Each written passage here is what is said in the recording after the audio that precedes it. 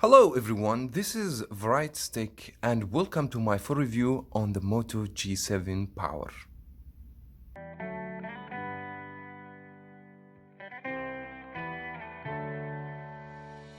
On my own, but I don't know why you hit the road, but you don't realize I'm on the back when you're wrong.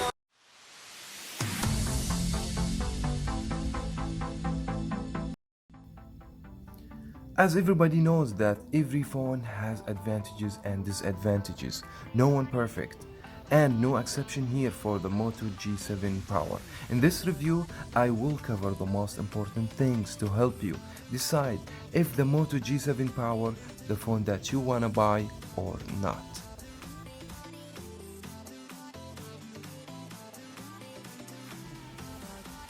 Let's begin with the design. The phone is big, chunky and beefy. The phone weighs 193 grams, considered a heavy device, back to the huge size of battery on the phone. The front and the back, they're covered by Gorilla Glass 3. The back looks so stunning, very reflective, and also very fingerprint magnet. So I would recommend you to get a case to avoid having these fingerprint on the back of the phone. The phone has notch on the top and the Moto logo on the bottom, which is maybe a lot of people they don't like. But for me, I feel they could do better with the amount of bezel on the display. The notch, I don't mind because the notch has the Face ID sensor, means bring more ways to unlock the phone securely. Now the face unlock, it's not the only way to unlock the phone. We have fingerprint which is located on the back of the phone, and honestly both way the fingerprint and the face unlock responds very accurately. The phone unlock basically every time to use the face unlock and the fingerprint, which is very good addition to the phone. From the bottom we have the USB-C and we have the microphone. From the other side we have the SIM ejector tool. That should be from the right, and the left we have the power key and we have the volume up, the volume down key as well. The power key, it should be also has some textures to make it very easy for you to distinguish between these buttons. On the top we have the 3.5mm jack audio. Many phones don't have this feature in 2019, and we have a microphone. Despite some of the disadvantages for the design, like the plastic frame or the big bezel in the top and in the bottom, and the notch, the heavy weight, the phone is chunky. Overall, it's a great design. In addition to this, the phone is splash proof, means the phone could handle some of the water drops.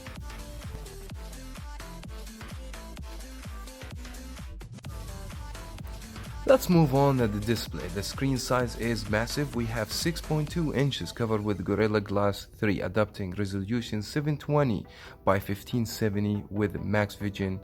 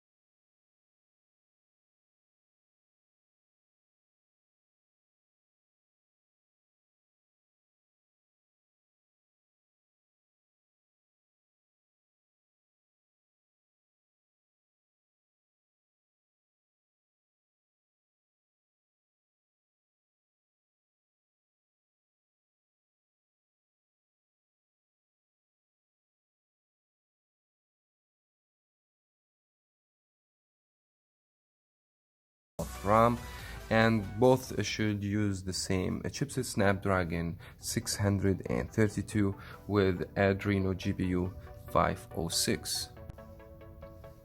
Translating the hardware specification to the real, I haven't noticed no problems on the speed, issues, lagness, or overheat problems.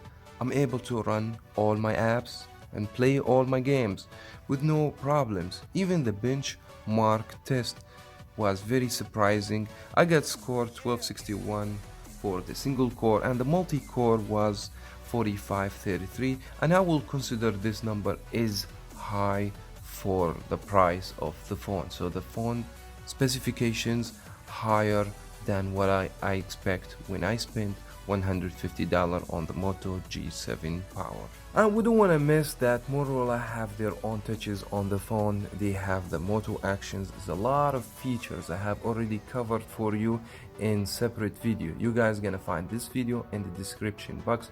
Go ahead and click on it after you finish this video and watch the most feature and tips and tricks for the Moto G7 Power.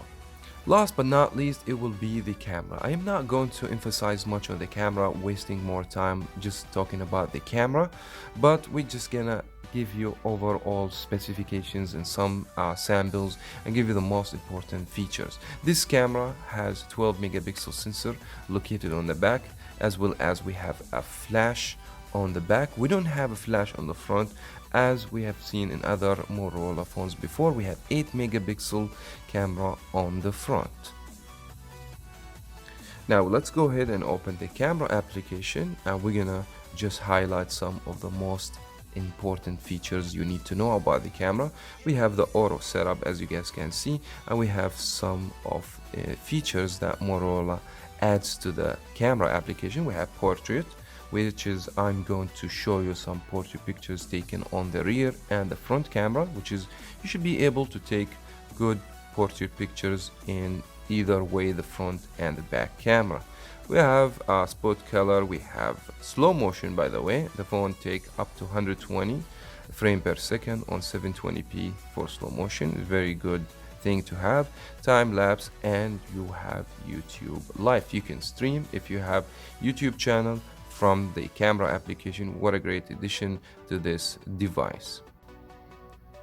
Now moving to the video camera, for the rear you should be able to take full high definition, 60 frames per second and 30 frames per second, which is great in my opinion, and you should be also able to record in 4K Ultra HD 30 frames per second. What a great addition for the video ability for the Moto G7 Power.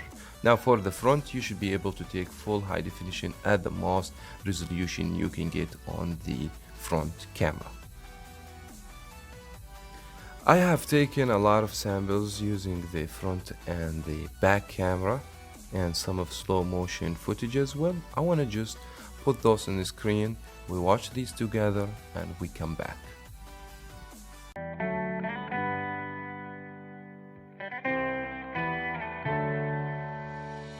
On my own, but I don't know why.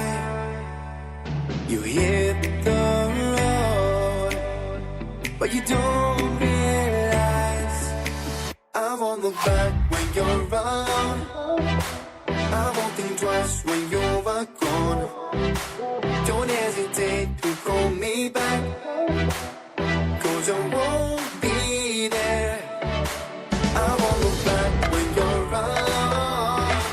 I won't think twice when you're gone. Don't hesitate to call me back, 'cause I won't be there. I won't look back.